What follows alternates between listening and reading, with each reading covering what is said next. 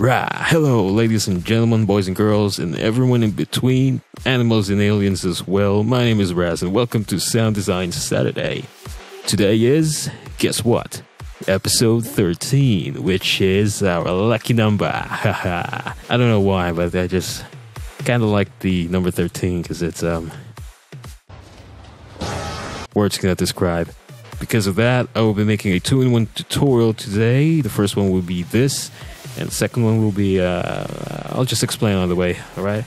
So, yeah, if you're new here, if you're a visitor, well, I make sound design, I recreate signature stuff and pretty cool shit.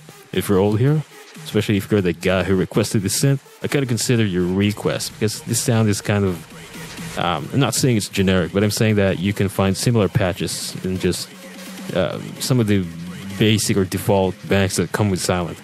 Well, just tweak on the way until you get it to sound as close as this one. Anyways, too much talk. Shit. Alright, here we go. It sounds like this.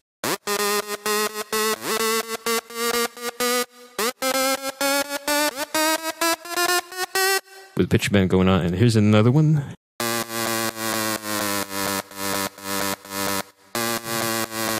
Yeah, alright. So, we'll be using Sylenth1, which is my favorite. Haha. So I'm just gonna add in a new MIDI track right here. I'm also going to copy these two MIDI clips. I'm also gonna solo this, so we're just using this one. Oh yeah, let's also drag in Sylenth in there. I'll just use the classic one. So it should sound like that by default. So you should already have your sound open by now. And the first thing you want to do is go to the Oscillator A1 right here at the top left. And let's change the waveform from the sawtooth to this one, the H pulse. It's the one next to the square wave. Set the voices from 1 to 8. And then let's leave everything like that. Keep the trigger button on. Just sound like that. Wait. Really? Sounds kind of different. Let's move on. And we're doing the right thing anyway. Filter. Let's enable the filter by selecting a filter shape, which should be a bandpass. And let's set the cutoff to somewhere around there, a little bit below 12 volt clock. So that's like 99 hertz something. And the resonance to maybe around almost 9 o'clock, around 1.5. Wow, look at that! I got an exact value. I'm so good. 1.5, and the drive goes around 10 o'clock, around there. And let's leave the. Damn it! I forgot what this is called.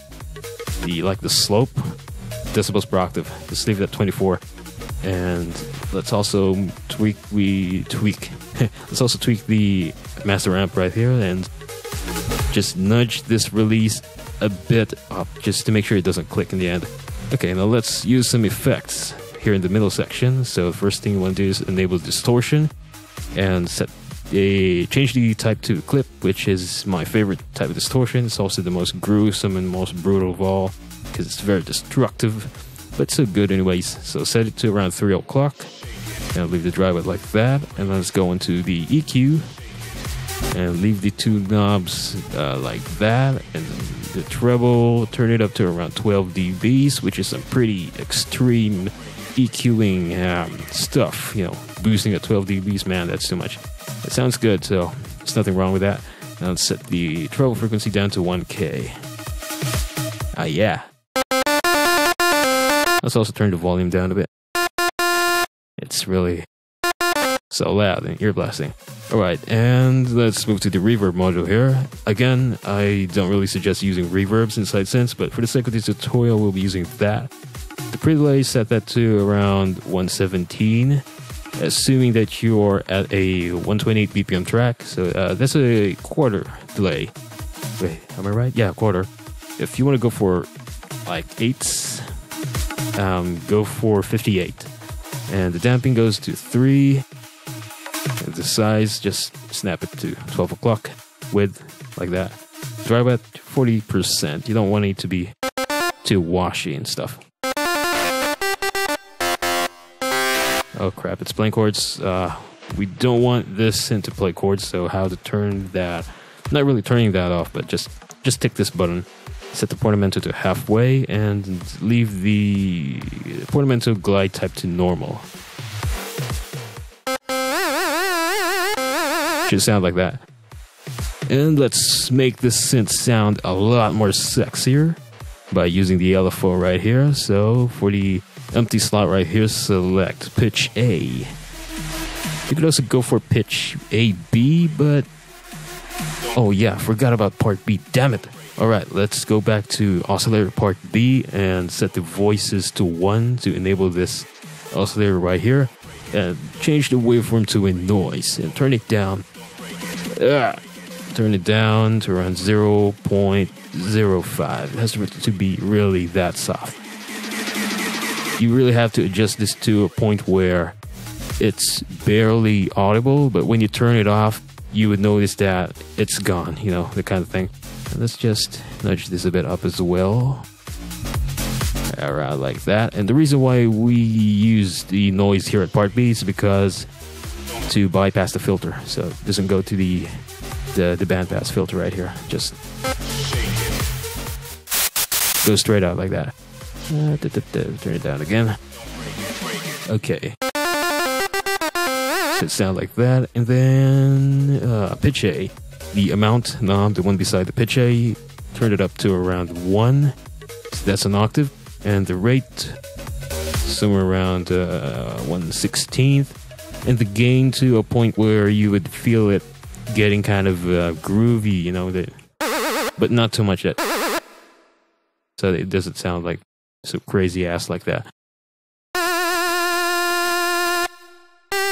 Around there, around just a little bit above 0, around 0.38 or 0.40. And the pitch bend range, let's set that to a 1 octave, which is 12 semitones. So we will be automating this later on. And let me just check. Check. Ding, ding, ding, ding. Alright, I guess we're pretty good with this one.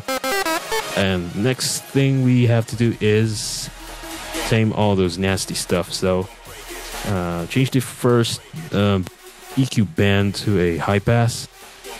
And I'm just gonna play this, alright? Cut it around there, around 150 hertz. And we won't be using that, turn it off. And let's change one of the bands to a low pass. And let's set that to around. Hey. Oh, what the hell? 15K. You know, just to get rid of all those harsh, high frequency information that we won't be needing anyways. And the remaining band, change that to a high shelf. Should like this. Set that to around 4K. I'm not guessing, trust me, I experimented with this earlier and I got this sound to be like the sweet spot. Set the gain to around, oh, my numpad doesn't work. Alright, I get it. Around, around there, around 5.5. And the slope to somewhere around that, to make it look really nice, like a smooth hill, like a bed. Looks like a bed, or nope, maybe not. Yeah, so that's it. It's pretty much it for today. And you can add a sidechain if you want to. I use Kickstart for sidechaining. Let's just listen if they sound the same. This is the first one that I made earlier. Oopsie, the pitch. This is the new one. Yeah, exactly. I love it. Alright, now let's just copy this automation that I made with the pitch. So I'm just gonna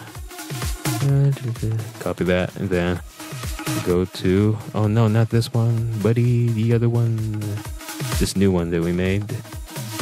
So it should be boom. Now let's delete the first one. See you later.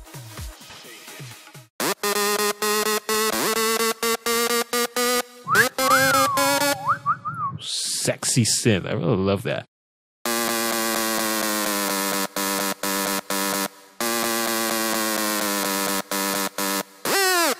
I just made that up anyways, the one at the end. I just thought it sounded cool. And yeah, I was talking about a 2-in-1 tutorial today because the first one is this. Jaggs synth. A Jaggs synth. Yeah, a Jaggs synth. Lead synth.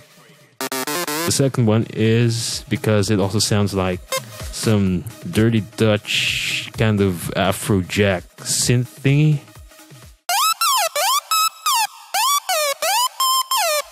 Oops, let's turn the vibrato down a bit. Around 0.30. Yeah, some classic Dutch house right there, baby. Alright, so cool. Yeah, so that's pretty much it for today. I hope that you enjoyed a lot as much as I did. If you find this video helpful and informative, go hit the thumbs up button and spread the love. Share this with your friends, your groups, your family, pets. Yeah, I love pets. Your pet says hi, by the way. And most importantly, don't forget to subscribe. Stay updated on latest activities, especially future episodes of Sound Design Saturday.